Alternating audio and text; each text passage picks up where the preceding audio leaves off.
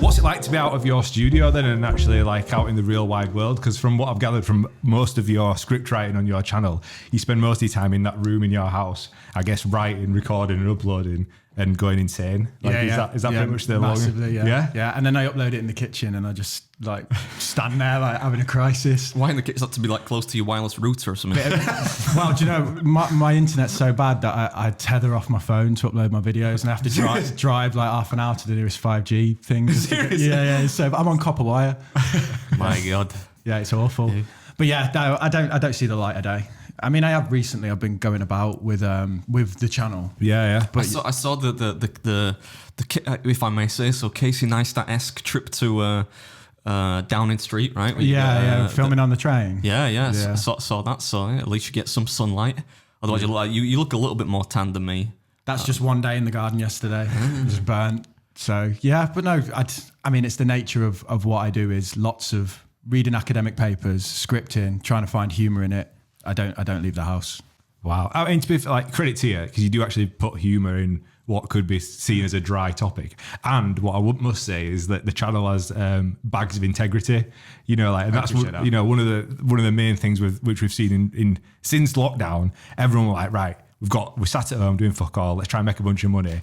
Everyone buys into like crypto and pump and dump schemes. And then every man and the dog were like pumping all these different platforms. You've held up integrity throughout the career of your channel to point, and you seems to be paying off. It's important for me to have that integrity because it would have been easy in 2020 to pump stuff because everyone was getting views. There was a lot of channels that were making really bad content that were just like, look at this shiny thing, and they were getting ridiculous views. And at that point saying an index fund returns on average 9% a year, people are like, well, I can get 9% in a day on CumRocket, right?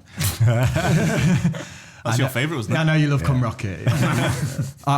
My mates actually met the founder of CumRocket. Is this your boy T? Yeah. T met the CEO of CumRocket. That's his co-host on his podcast. Yeah. All right. Okay. He's got a very husky voice. Yeah. Well, that was because he'd only just landed from Bali, where he met the CEO of CumRocket. Right. So it's all linked.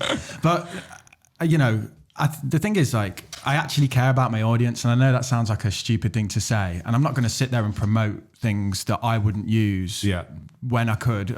I have a rule of I don't promote brokers, even though I use them, because I could earn a lot of money. They'll pay me 10 times what, you know, Huel will say, but I just don't think it's right. And I think long term within my space, credibility is everything. Martin Lewis, I mean, look at that guy. Like, he's Mr. Credible, isn't he, in that sense? Clip that, George. Yeah, I feel bad for saying bad shit about Martin Lewis at the beginning. I didn't really mean it, Martin. We'd love to get you on actually one day, maybe. But like, fuck, he's going to come on. I was the only choice for comedic effect, right? I mean, if you look at the fact that, like, the gambling websites pay, you know, you get stake gambling, and they were paying Aidan Ross, the streamer, $2 million a month, you know, to gamble on his stream. Right. Well, were you thinking what Sam Bankman-Fried was doing was operating a Ponzi scheme where he needed money to come in? So he would pay any amount of money to get more money in. But yeah, I mean, you had like D-list finance creators getting 50, 60K a month. So these guys were probably getting like $1 million a month, maybe. I mean, I can't speculate, and they might have a go about me saying that. But at the same time, you know, they approached everyone. They approached me, and they were offering me what I would consider 10 times my market rate. You know, so if I say charge X for a sponsor, they were sticking a 0 on that.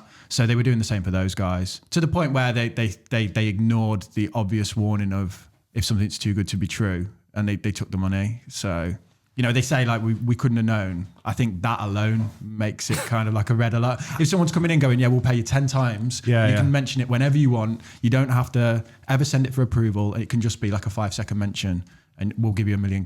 Then that's a bit of a red flag. Bit of a flag, that, isn't it? Yeah. But surely when that came in, you're not going up to your missus, baby, we're rich. Yeah. It's red panty night. Red panty night. Did Party not think, maybe this could be it? I could be retiring off these bad boys. Yeah, I mean, I got offers to promote shit like CumRocket for the same for a lot of money. But the thing is, like, there's money and there's that money, and that would have changed my life. But then at the same time, I know that everyone would have just hated me, and I'm a delicate flower like that. Do you know what I mean? Wow. I care more about my reputation and legacy online than I do necessarily about like Otherwise, I'd just sell out now. I could do that. You know, I could have one big year where I just run it into the ground and make £1 million.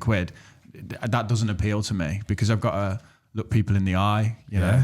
And I like that. That's You got a good guest here. that's heartwarming, that, right? Yeah, of course it is, because I think that's a big deal, especially on YouTube, right? Which Damien will know is not a platform where integrity is ubiquitous. Let's say it's not something you associate necessarily with. Because, you know, there are ads everywhere and people saying, I'm using Manscaped's latest ball shaver. Sorry if they sent you another request for an ad raid, but I'm going to piss you off again. But yeah, it's the greatest ball shaver ever, you know, like, I get that, man. It's nice because long term, like you say, to your audience, integrity matters more, right, than an amount of money that you paid then and there. I'm not saying that, like, you know, we're not hippies. I'm not saying you can't earn money, but like in the long term, that integrity will...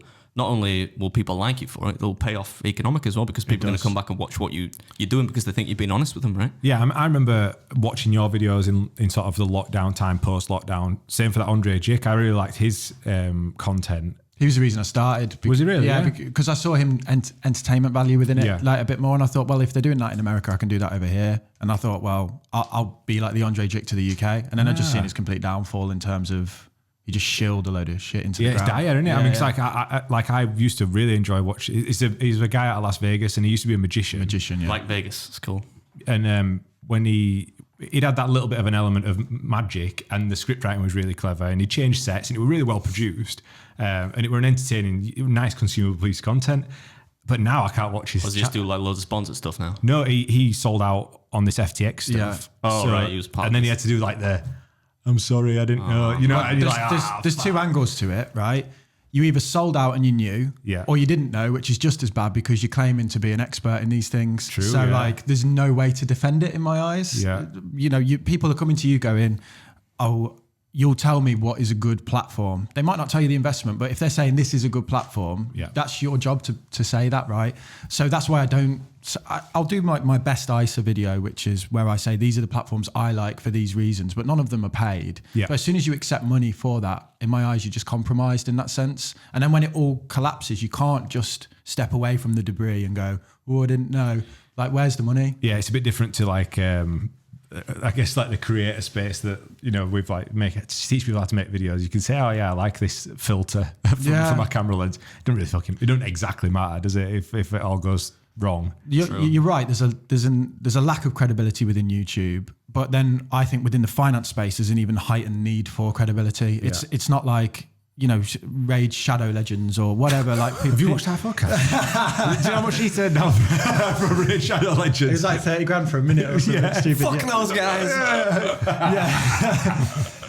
But you know, my content has real world consequences, because even if I sit there and say this is not advice, I can't ignore the fact that people are going to take on board what I say. That's why they're watching it. And any creator in the finance space that says, oh, it doesn't really matter, they're naive, and I think that's wrong.